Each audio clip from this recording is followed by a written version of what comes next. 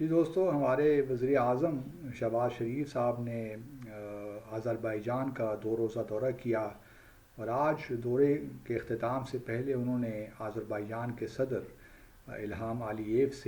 کے ساتھ مل کر ایک پریس کانفرنس بھی کی، مشترکہ پریس کانفرنس تھی۔ اور اس میں لگ یہی رہا تھا کہ پریس کانفرنس میں کوئی زیادہ میڈیا سے لوگ موجود نہیں تھے، شاید کوئی دلچسپی لوگوں نے نہیں دکھائی اس دورے کو لے کر۔ لیکن جو اگلی ایک صف میں کچھ لوگ بیٹھے ہوئے تھے، زیادہ تر جو ہمارے وفد میں لوگ تھے وہی تھے، کچھ منسٹرز تھے، اور ایک بڑا سیریس سا ماحول تھا، اور دوسری صف میں اکا دکا لوگ نظر مجھے آئے، باقی ہال خالی تھا۔ لیکن جو ہمارے لوگ بھی ہیں وہ بھی بڑے سنجیدہ، اور کوئی ان کے چہرے میں مسکراہٹ نہیں، بلکہ ایک صاحب تو لگ ہی رہا تھا کہ ابھی نیند سے گر جائیں گے، اور اونگ رہے تھے لٹرلی۔ ٹھیک ہے، تھکاوٹ ہو جاتی ہے، اور نیند کا غلبہ بھی آ جاتا ہے، لیکن کوشش یہ کرنی چاہیے کہ ایسے موقعوں پہ ایک تو ذرا چہرے پہ مسکراہٹ بھی اگر رہے تو کوئی حرج نہیں ہے، اور دوسرا تھوڑا سا ان موقعوں پہ نیند غالب نہیں آنی چاہیے۔ بٹ ان اینی کیس یہ تو ہو گئی ضمنی باتیں۔ اب یہ دورہ بڑی، مجھے جو چیز سب سے زیادہ اسٹرائک کی وہ پریزیڈنٹ علییف کا جو مشترکہ پریس کانفرنس، اس میں انہوں نے ایک بات کہی۔ انہوں نے کہا دیکھیے جی، یہ جو ہم نے نگورنی کاراباخ پہ اپنی جو ٹیریٹوریل ساورینٹی، یا جو ایک آکوپائڈ لینڈ تھی، ہم نے اس کو دوبارہ لیا ہے، تو اس کو ہم نے کوئی ڈپلومسی کے ذریعے نہیں لیا۔ بہت سی یو این سیکیورٹی کونسل کی قراردادیں بھی تھیں، لیکن کوئی حاصل وصول نہیں۔ اور آرمینیا نے تو اس وقت قبضہ کیا تھا جب سوویت یونین کلیپس ہونے والا تھا، اور ادروائز تو یہ جو ہے ہم بھی لگے رہے تھے U N security council resolutions کے پیچھے، تو کوئی اس کا حل نہیں نکلنا تھا۔ تو ہم نے جو نگورنی کاراباخ ہم نے واپس لیا، اپنی ٹیریٹوریل جو ساورینٹی تھی اس کو ہم نے ایزرٹ کیا، تو وہ کسی ڈپلومسی کے تھرو نہیں،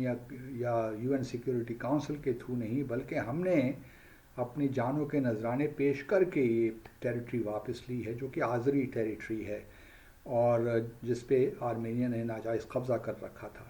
انہوں نے کہا کہ ہم نے 3,000 اپنے جو جوان ہیں وہ اس جنگ میں گنوائے ہیں، ان کو شہید کیا ہے، تب کہیں جا کر ہم اپنا جو قبضہ تھا آرمینیا کا، اس سے ہم نے اس کو واپس لیا۔ تو وہ اشارتاً ہمیں یہی کہہ رہے تھے کہ آپ یہ U N security council resolution کی تو صبح شام باتیں کرتے رہتے ہیں،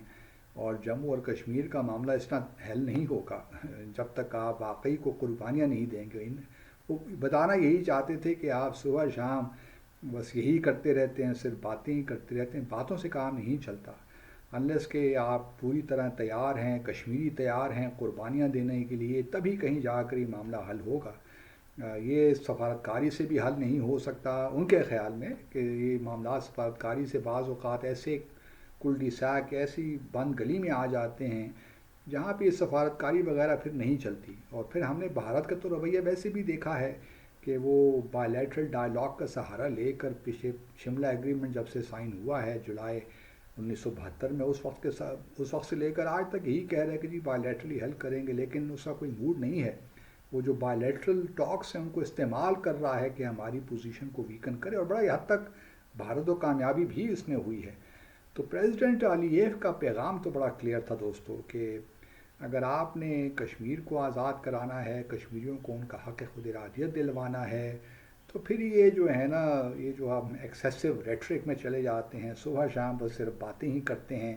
اور کوئی ہماری پوزیشن میں جان نہیں ہے، یا ہم اس کو ایک لحاظ سے اپنی ڈپلومسی کو افیکٹو بنائیں۔ صرف باتوں سے تو قومیں آزاد نہیں ہوتی ہیں، ان کو حق خود ارادیت نہیں مل جاتا، اس کے لیے بڑی تگ و دو کرنی پڑتی ہے، بڑی محنت کرنی پڑتی ہے، اور تب کہیں جا کے قوموں کو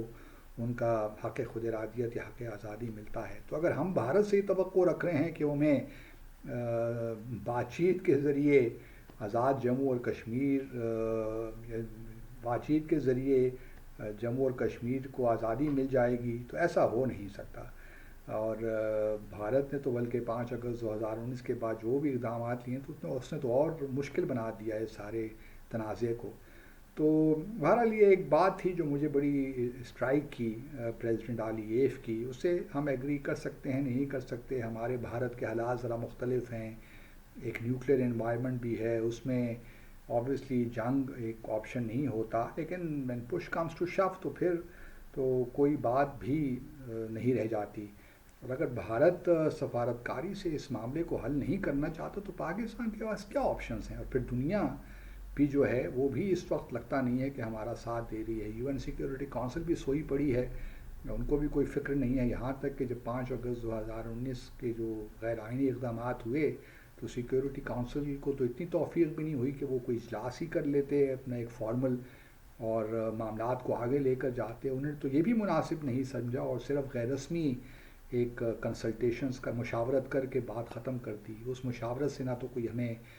پریس اسٹیٹمنٹ ملی، نہ کوئی ہمیں پریزیڈینشیل اسٹیٹمنٹ ملی، کچھ بھی نہیں، بالکل زلچ۔ تو یہ تو رویہ ہے بین الاقوامی جو ہے عالمی طاقتوں کا، جو اپنے آپ کو کہتی ہیں کہ ہم اس دنیا کے ٹھیکیدار ہیں، تو ان کے اگر یہ رویے ہیں کہ وہ 14 ملین کشمیریوں کا جو حق خود ارادیت ہے اس کو ایک kind of riding roughshod over it, تو دس از ناٹ ایکسیپٹیبل۔ تو میں بڑا متاثر ہوا پریزیڈنٹ علییف کی اس بات سے۔ پھر ہمارے پرائم منسٹر نے بھی شکریہ ادا کیا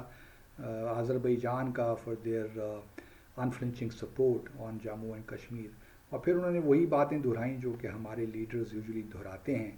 اور اس سے زیادہ کچھ نہیں ہے۔ تو بھارت میں میرا تو یہی خیال ہے کہ ہمیں جب تک ایک روبسٹ، جب تک ہمارے پاس ایک اسٹریٹجی نہیں ہوتی جو کہ تمام جتنی بھی ڈائمینشنز ہیں حق خود ارادیت کی جو اسٹرگل ہے اس کو ہم ایک یکجا لے کر نہیں آتے اور سیریسلی نہیں تھنکتے، اس کے بارے میں سوچتے، تو یہ معاملہ تو اس طرح ہی چلتا رہے گا۔ اگر ہم اور ہمارے لوگ اب باتیں یہ بھی کر رہے ہیں کہ جی ٹریڈ کریے اور بالی ووڈ کی فلمیں دیکھیے پاکستان میں، اور کیا کرنا ہے ہم نے بھارت کے ساتھ جنگ کر کے، کشمیر کو بھی چھوڑیے بس بہت ہو گیا، یہی رویے اگر ہمارے رہے تو پھر آبویسلی لگتا تو یہ ہے کہ پھر بہت ہو گیا، اب اس معاملے کو ختم کریں۔ لیکن میرا ہنوز بھی یہی خیال ہے کہ اکثریت جو پاکستانیوں کی ہے وہ کشمیریوں کے ساتھ ہی کھڑی ہے، گو کہ ہماری لیڈرشپ ذرا کمزور رہی ہے اس معاملے میں، لیکن پاکستان کے عوام کا جہاں تک تعلق ہے وہ کشمیریوں کو چاہتے ہیں کہ ان کو ان کا حق خود ارادیت ملے، اور اس پہ وہ کوئی کمپرومائز بھی نہیں کرنا چاہتے۔ تو لیٹس ہوپ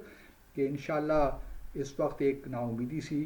کی کیفیت ہے، لیکن میں امید کرتا ہوں کہ انشاءاللہ آنے والے وقتوں میں حالات کشمیر کے لیے سازگار ہوں گے اور اچھے حالات ہوں گے، اور مجھے یہاں پہ وہ سید علی شاہ گیلانی صاحب اکثر یاد آتے ہیں، وہ کہا کرتے تھے کہ آپ پاکستان کو اندر سے پہلے مضبوط کیجئے۔ تو انشاءاللہ ہوپ فلی پاکستان بھی اندر سے مضبوط ہوگا، ہماری بھی معیشت کسی راہ چلے گی، تو تب کہیں جا کر ہم صحیح معنوں میں یہ جو ایک جد و جہد ہے اس کو صحیح معنوں میں ہم سپورٹ بھی کر پائیں گے۔ اپنا خیال رکھیے، اللہ حافظ۔